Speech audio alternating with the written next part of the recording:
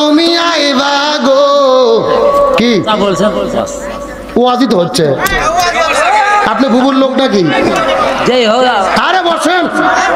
বহু জ্বালা আছে গত 16 বছরে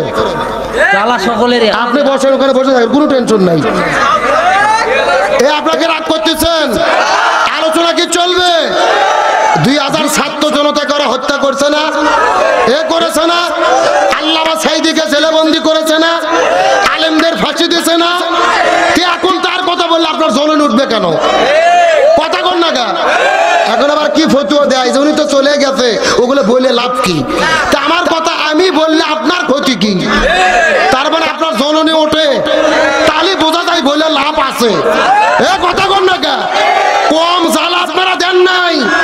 আমাদের কোরআনের মাহফিলে কথা বলতে দেয়নি ওয়াজ করতে গেছে মাইক পর্যন্ত কেড়ে নিয়েছে ভিডিও তো দেখছেন না এখন স্বাধীন দেশে কোরআনের মাহফিলে বাধা দিলে পিঠের চামড়া থাকবে না আর কোন জুলুম এই বাংলার জমিনে সহ্য করা হবে না আমাদের মনে কম যন্ত্রণা নাই কম জ্বালা নাই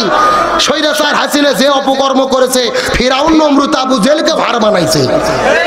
আমি বিশ্বাস করি আপনারা আওয়ামী লীগ করেন এমন লোক এখানে থাকতে পারেন আওয়ামী লীগকে সমর্থন করতেন আল্লাহ সুযোগ দিয়েছে তওবা করে ফিরে আসেন ওই নতুন করে পালিয়ে যাওয়া নেত্রীর দালালি করেন না গাই পালে চলে গেছে বাছুরা খালি লাফাচ্ছে ও বলে মাটক নামো আরে মাটক নামে গাড়ি পড়ে মাটক নামে দেখেন পিঠের চামড়া থাকবে না কম জ্বালান জ্বালাই নাই অন্যায় বিচার অত্যাচারে সর্বোচ্চ মাত্রা অতিক্রম করেছে সুতরাং আমাদের স্বাধীন দেশে কথা বলতে দিতে হবে হকের পক্ষে থাকবো জালেমের বিরুদ্ধে থাকবো আজীবন ওই আওয়ামী লীগের শাসন আমলেই পাত্তা দেয়নি সেই আমলেও কথা বলছি আর এখনো মশাল নেবেন